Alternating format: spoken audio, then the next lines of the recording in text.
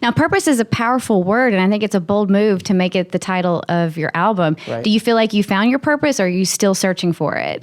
I think slowly but surely, but I think that finding your purpose is one of the most important things, and that's why I wanted to make the album Purpose, because everything that I put out so far, whether it's Never Say Never or Believe, it's all has something that's such a powerful word that you can take it however you want to take it and run with it, but it's powerful.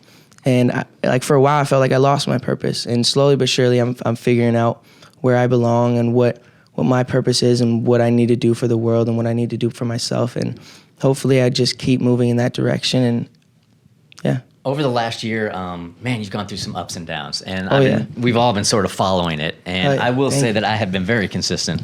I will have your back on this. I will have your back on this. I had you because I could see, like, nobody could understand. And I've seen, like, artists in their 40s saying stuff like, look, this comes with celebrity, he should know. But those 40-year-olds never had to live in the kind of social media spotlight that you have to deal with. But not even that, even just my life in general. Like, yeah. They don't have people following them and screaming every day for them. They never had a public image that was perfect, you know, per se. Like when I started, they portrayed me as being this perfect kid that like no one can really hold up to. And so I had all this pressure being this guy. And for a while, I was just like, you know what, I'm not perfect. I have struggles, I have problems. And people can say, well, what problems do you have? You're a celebrity, you have millions of dollars, you're driving a Ferrari every day. But let me tell you, dude, once you get somewhere, you're gonna say, hey, I got this now. What's next? Like, what else am I gonna get?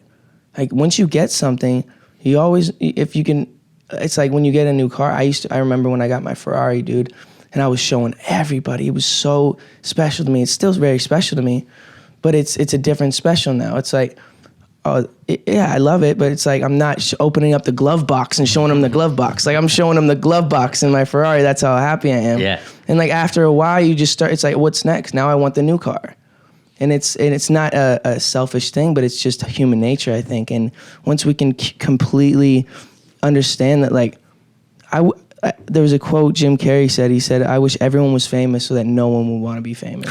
You feel the same way right now? I feel the same way. It's just because like people think it's this amazing thing, and there's these pressures that no one can really understand of having to be on and having to, you know, smile and make sure you're portrayed as a certain thing when you might be having a bad day. I might be on the toaster coming up at a show and just had a fight with my girlfriend, or I don't have a girlfriend, but, but per se, or something happens where my mom or something happens and I have to come up in that toaster, and I might be crying before the show or in a bad mood, and all of a sudden the toaster rises and I have to just put on this complete different thing. And yeah, it can be, it's tough, but you know, I think that I'm made for this.